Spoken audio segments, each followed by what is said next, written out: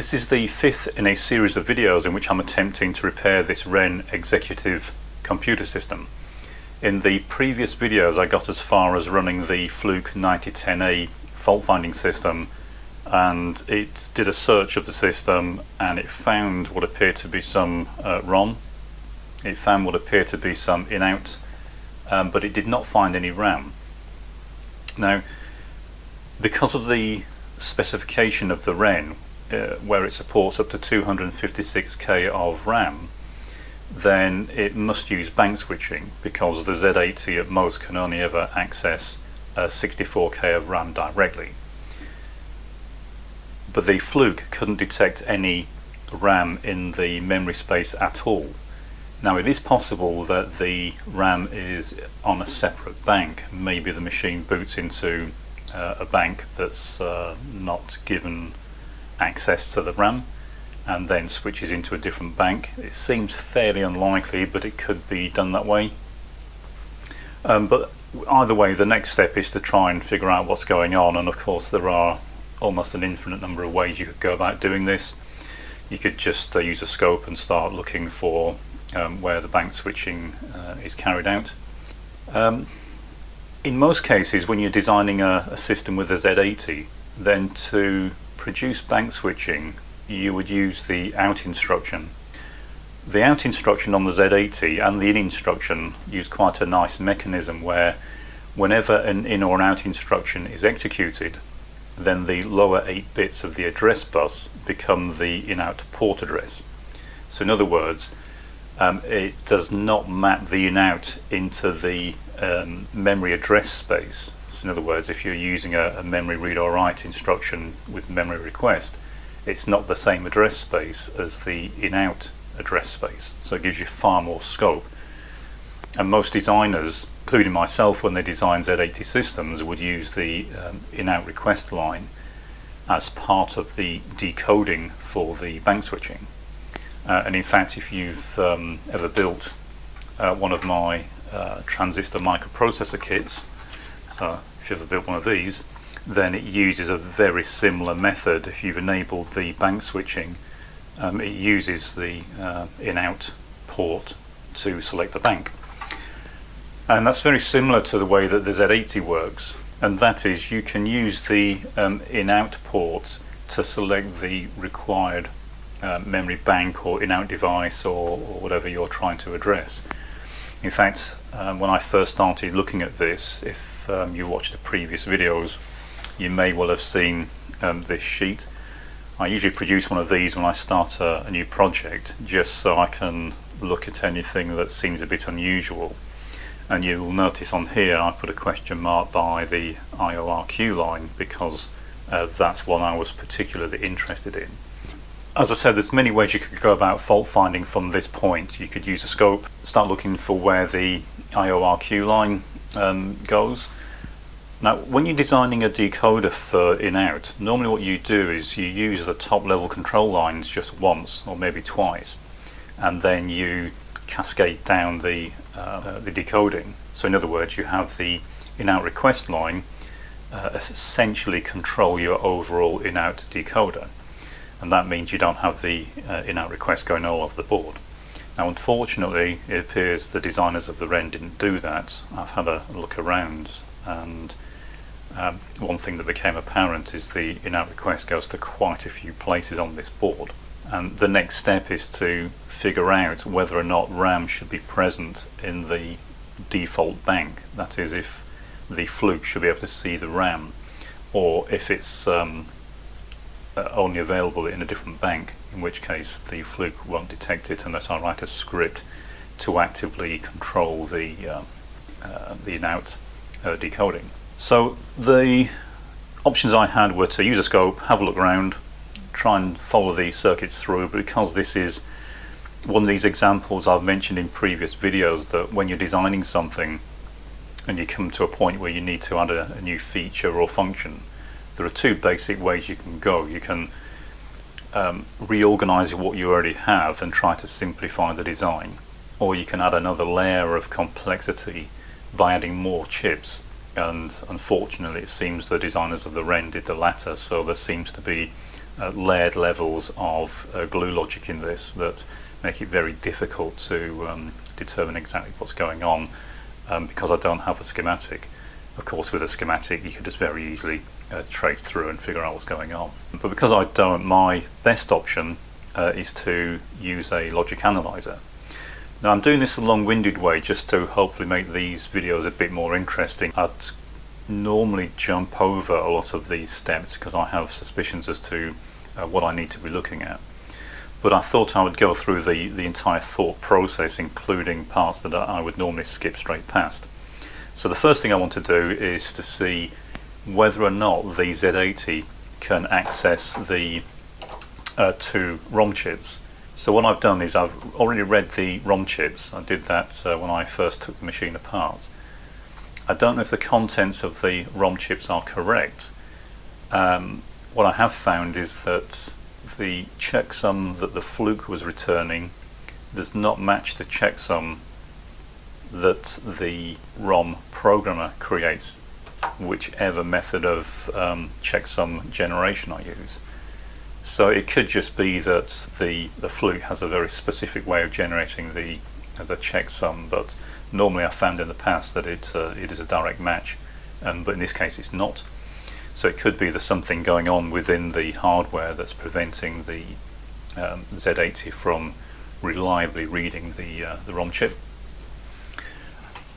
Having monitored these already, what I found is that only the U120 ROM is being accessed at the moment. That may simply be because the code in the other ROM is not required at the point where we're at when the machine's running, and we haven't got as far as trying to address it. Or it could be there's a fault, a hardware fault that's preventing it from being read, and maybe U105 should be the one that's being read. Unfortunately, there's no way at this point of knowing that, so the easiest route from this point is to try to run the system with the logic analyzer attached and use the logic analyzer almost as an in-circuit debugger, because if I try and go the other route of just looking at hardware, I don't really know what the system is trying to do, so it could be a very long-winded approach. What I've done is I've taken the code from the U120 chip. This is the Intel hex version of it, and then I've decompiled this, and so what I now have is the effective machine code listing for the U120 ROM.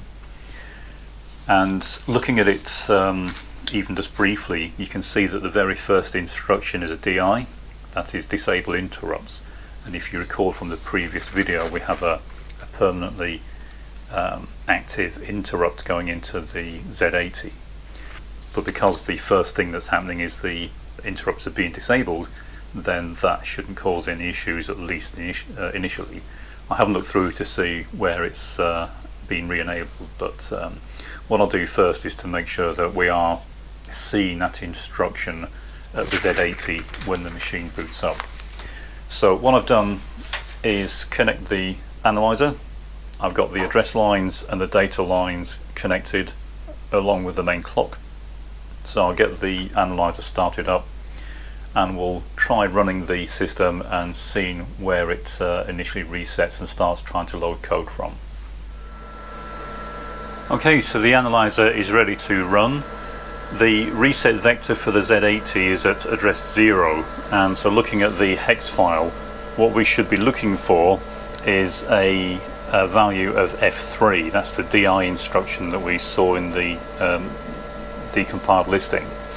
So what we should capture at the first address space is a value of F3. So I'll start up the Wren.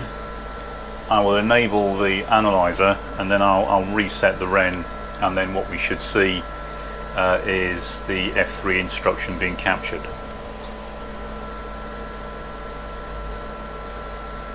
So indeed we do. We've got F3 being captured at address 0. So what I've got here on the screen is the top bus value is the address bus, next one down is the data, and then we have the read and the write line. So the next thing I can do if I want to is go through and look at the following addresses to see if they match what's in the ROM as well.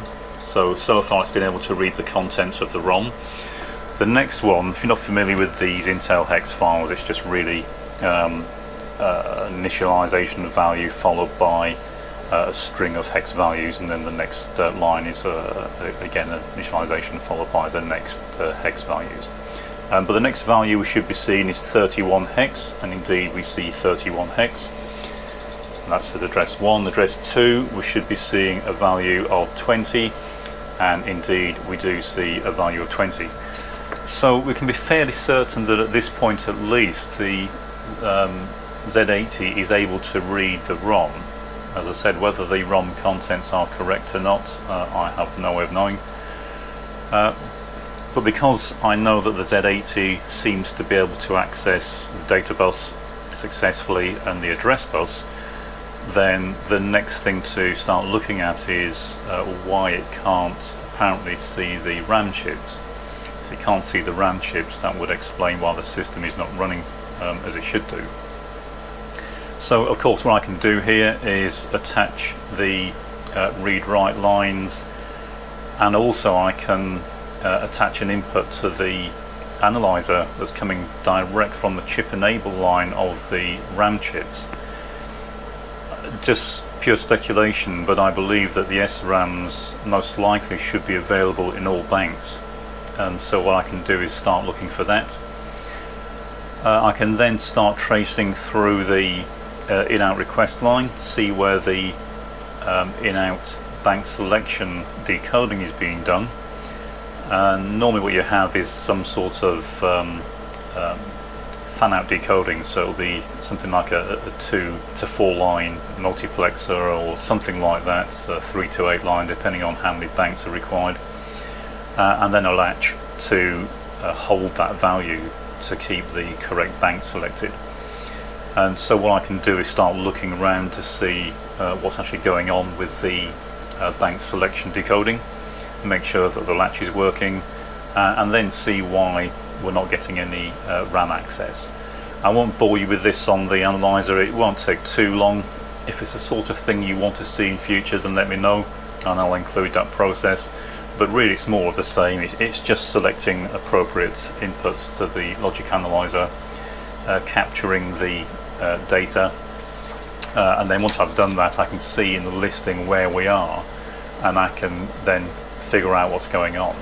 I can also search through the listing. Now I have it in this format looking for out instructions, and those out instructions at some point, some of them will be for bank selection, and you can see fairly early on we're getting an out instruction here.